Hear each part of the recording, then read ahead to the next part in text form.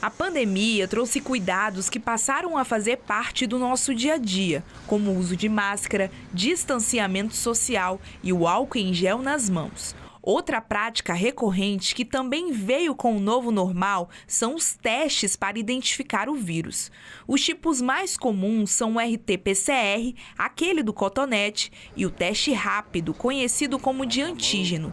O imunologista da UFES, Daniel Gomes, explica a diferença entre eles. O teste rápido, ele detecta fragmentos do vírus, que a gente chama de antígenos virais. O RT-PCR é um teste molecular, que não detecta fragmentos virais, mas detecta o material genético do vírus, a presença desse material genético do vírus. O RT-PCR, comparado com os testes rápidos, os testes de antígeno, ele é um teste muito mais sensível. Ele consegue detectar uma quantidade muito pequena de vírus quando comparado com o outro teste.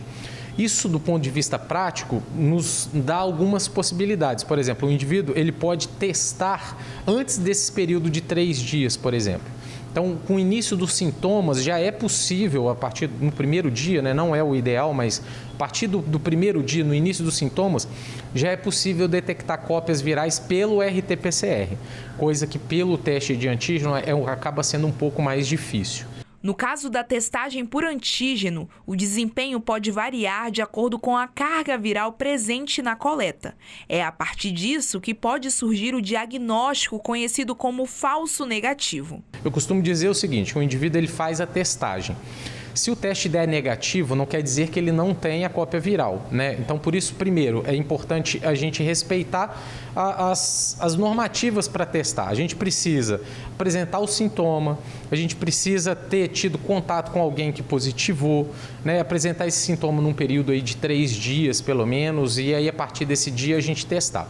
A testagem negativa não implica que ele não esteja infectado. Pode ser que naquele momento ainda ele tenha poucas cópias virais que não foram detectadas. Então ele precisa fazer testes sucessivos por pelo menos 3 dias até que realmente seja descartado a positividade ou a negatividade desse indivíduo. Mas aí eu costumo dizer o seguinte, o teste quando dá negativo não quer dizer que ele não tenha o vírus, mas se o teste der positivo, é 95% garantido que ele está positivo. Então, a confiabilidade do resultado é muito boa, é muito importante, inclusive. Em meio à 4ª onda da Covid-19, causada pelo avanço da variante Ômicron, o número de novos casos confirmados tem aumentado no país inteiro, deixando hospitais e unidades de pronto atendimento lotadas. Na semana passada, o estado bateu o recorde de diagnósticos positivos com 19 mil infecções. Por isso, a testagem é uma ferramenta eficaz para frear a transmissão do vírus. Mas é necessário se atentar ao dia que os sintomas gripais começaram, para assim ter um diagnóstico correto sobre a doença. Para o indivíduo procurar a UPA, é importante, primeiro, que ele apresente sintomas respiratórios, que sejam indicativos ou sugestivos da Covid-19. Pode ser gripe, pode ser qualquer outra coisa, mas é um vírus respiratório, então o indivíduo precisa apresentar sintomas. Segundo, se ele tiver tido contato próximo com alguém sabidamente positivo, então teve contato com o irmão, com o pai, com o marido, a esposa, etc., que positivou, que ele sabe que foi positivamente confirmado, através de algum teste, algum laboratório. E aí sim, se você juntar esses 2 fatores, apresentação de sintomas com contatos pregressos com indivíduos positivos, aí sim é indicado que o indivíduo vá buscar a testagem.